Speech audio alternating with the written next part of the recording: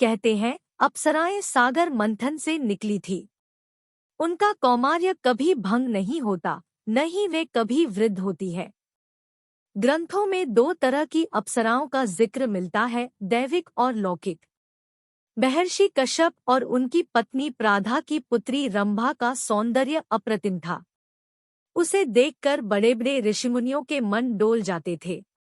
एक दिन राक्षसराज रावण कैलाश पर्वत पर भ्रमण के लिए निकला। दिन ढल चुका था। कैलाश का रमणीय वातावरण देखकर रावण ने रात वहीं बिताने का निश्चय किया। एक तरफ मंदाकिनी नदी का मधुर स्वर था तो दूसरी ओर कदम्ब, चंपा और मंदार के सुगंधित पुष्पों ने वातावरण को और मनमोहक बना दिया था। कैलाश के आंचल में धनेश्वर कुबेर का महल भी स्थित था। रात्रि में कुबेर के महल से अप्सराओं की मीठी ध्वनि सुनाई दे रही थी। शीतल और मंद पवन के झोंकों के साथ सुगंधित फूलों की महक ने रावण के मन में काम का वेग उत्पन्न कर दिया। वह व्याकुल होकर शिविर से बाहर निकल आया। रावण का मन किसी स्त्री के रूप का रसपान करने को व्याकुल था, लेकिन उस एकांत में इसकी कोई संभावना नहीं थी। सहसा रावण की दृष्टि एक रूपसी पर पड़ी।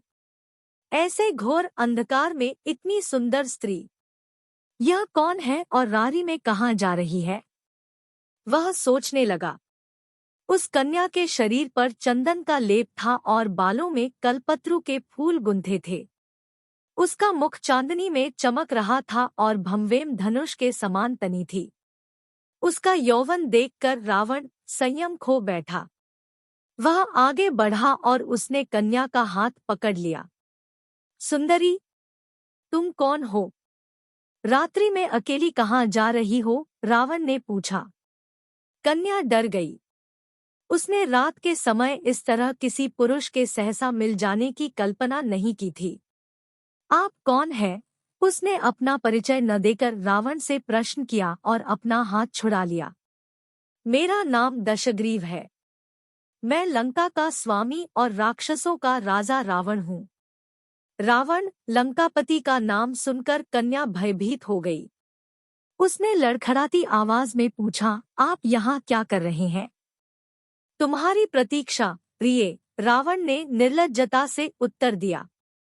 मैं भ्रमण के लिए निकला था, लेकिन पर्वतीय पुष्पों की सुगंध और मनोहारी गीत संगीत ने मेरे भीतर काम का वेग उत्पन्न कर दिया है। संयोग से तुम दिखाई पड़ गई। तुमने अभी तक अपना परिचय नहीं दिया। मेरा नाम रंभा है, स्त्री ने कहा। मैं देवलोक की अप्सरा हूँ और देवराज इंद्र एवं धनेश्वर कुबेर की सभा में नृत्य करती हूँ। रंभा, मैंने तुम्हारा बहुत नाम सुना है। यह मेरा सौभाग्य है कि तुमसे भेंट हो गई। दशानन ने प्रसन्न होकर कहा। तुम अप्सरा और मैं राक्षसराज। तुम्हारा और मेरा अच्छा मेल बनेगा। ऐसा मत कहिए, रंभा ने सहमते हुए कहा। आप मुझसे आयु में बड़े और आदरणीय हैं। मेरी आयु पर मत जाओ, रंभा, रावण ने ठहाका लगाया। इस संसार में बहुत कम लोग हैं जो मेरी तरह कामशास्त्र में निपुण हैं। तुम मेरे साथ बहुत खुश रहोगी। परंतु मैं किसी और से प्रेम करती हूँ, रंभा ने सत्य कह दिया। हाँ हाँ, रावण ने फिर ठहाका लगाया। अप्सराएं कब से प्रेम करने लगी? प्रेम और निष्ठा सामान्य स्त्रियों का आभूषण है। तुम अप्सरा हो और तुम्हारा काम केवल पुरुषों मनोरंजन करना है।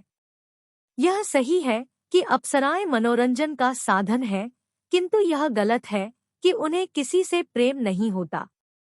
मैं सचमुच किसी से प्रेम करती हूँ, रंभा ने स्पष्ट कह दिया।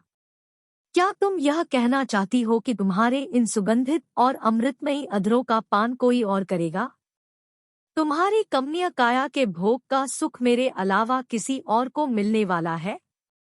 यह नहीं हो सकता। रावण पूरी तरह काम के प्रभाव में था। क्षमा कीजिए, किंतु आप मेरे लिए पितातुल्य हैं। रावण की अनर्गल बातें सुनकर रंभा ने व्याकुल होकर कहा। आपको मुझसे ऐसी बातें करना शोभा नहीं देता। यह कहकर रंभा मुड़कर जाने लगी। ठहरो, पहले मुझे यह बताओ कि तुमने मुझे प्यातुल्य क्यों कहा? क्योंकि मैं आपकी पुत्रवधू के समान हूँ, रंभा सकुचाते हुए बोली। पुत्रवधू? तुम मेरी पुत्रवधू कैसे हो सकती हो? रावण ने आश्चर्य से पूछा। अप्सराओं से जुड़े प्रसंगों पर आधारित ये सीरीज कई खंडों में पेश की जा रही है। अभी आपने इसका पहला भाग सुना। अन्य भाग सुनने के लिए आलेख में दिए गए लिंक पर क्लिक करें। दोस्तों, कैसा लगा आपको आज का ये हमारा वीडियो? हमें कमेंट करके जरूर बताइए और जाते जाते चैनल को सब्सक्राइब जरूर करें।